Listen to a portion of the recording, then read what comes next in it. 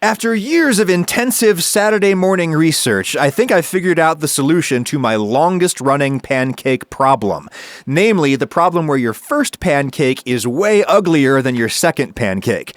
I think I've got a trick to fix that, but I also think that I've improved my batter a bit. This is just for basic pancakes, nothing fancy. I start with a tablespoon or so of butter in a Pyrex, which I can throw in the microwave to melt.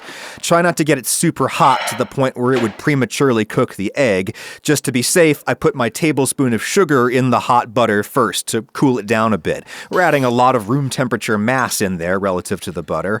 Now is when I crack in my egg, and when I'm feeling super fancy, I whip the white for extra fluffiness, but not today.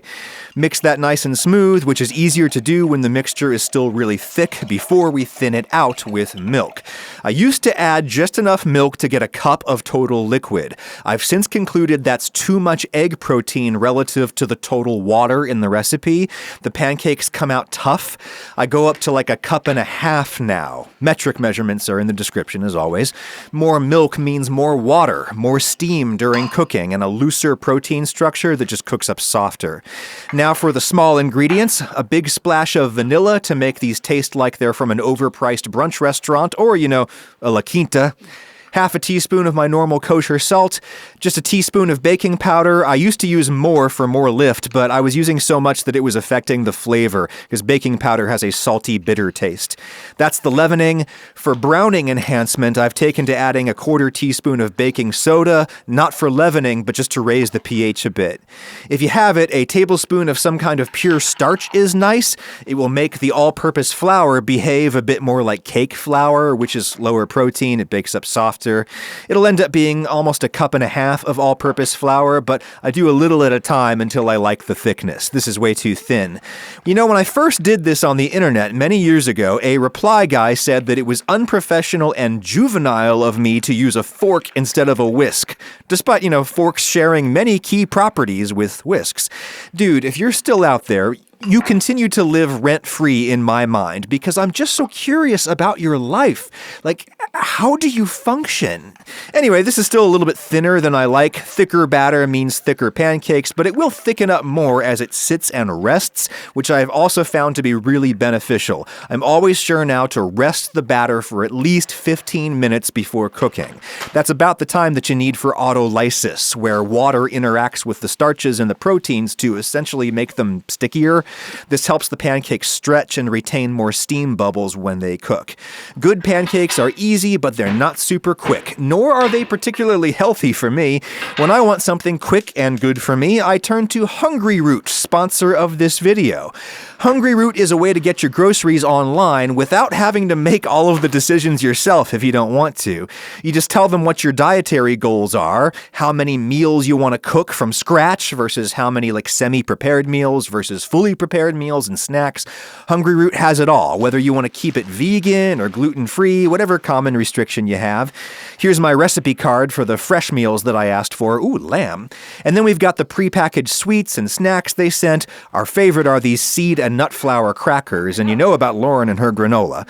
I'm always looking for healthier prepared foods for when I'm in a rush, so I just dropped these Brussels in a pan, mixed in the rice and lentil pouch, and boom, a super high-fiber, vitamin-rich meal. Here's an exclusive offer. For a limited time, get 40% off your first box, plus a free item in every box for life.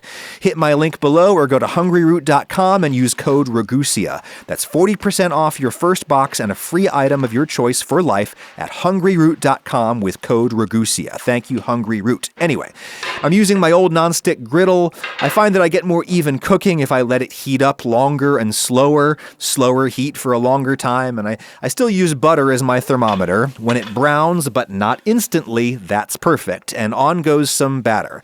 Now here's the thing. This pancake is going to taste fine. It's going to taste great. Wait to see the bubbles forming, wait for the bottom to be solid, and it's time to flip. The thing is, the color on top is going to be super uneven. This is probably due to the butter being concentrated in little droplets on the pan. The surface tension of the butter is simply stronger than the chemical forces that would cause it to stick to the pan, which on Teflon are virtually nil. Notice the bottom side of the pancake is uniformly amber. That's because the first side either absorbed or flattened out those droplets of butter. butter. The first pancake is always ugly, so here, let's do a second one right on the same spot. Don't ask me why, but this is my stupid project in life, to get the first pancake looking as nice as the second pancake.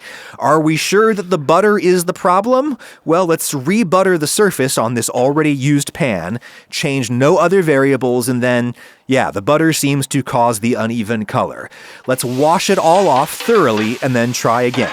You can cook pancakes on just bare Teflon, no fat at all. You'll get even color, but they won't taste quite as good, and without the thermal interface of the butter, they cook slower, which makes them a little bit tougher in the end. So here's what I've done for years.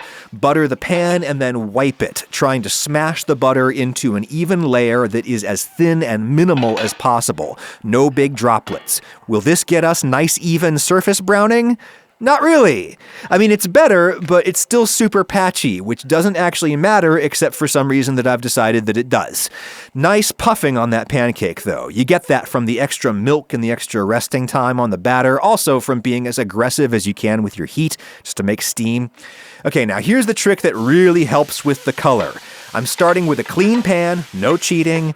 I figure what's making that smooth thermal interface for the smooth color is a mixture of fat and the residual cooked starches and the proteins and stuff from the previous pancake. So I figure let's sacrifice a little drop of batter, smoosh it around with the butter on the hot pan to create a film of cooked batter and fat, just like the pancake would leave behind. Let that film cook for a second and then wipe it gently until it looks clean, but it isn't really. Now drop on your first pancake. Wait for the bubbles and the solidifying bottom, flip, and I told you so. It's not perfectly bronze, but it's really close.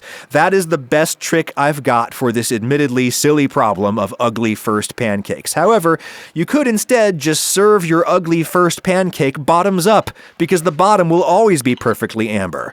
Bottom or top, it's a personal choice.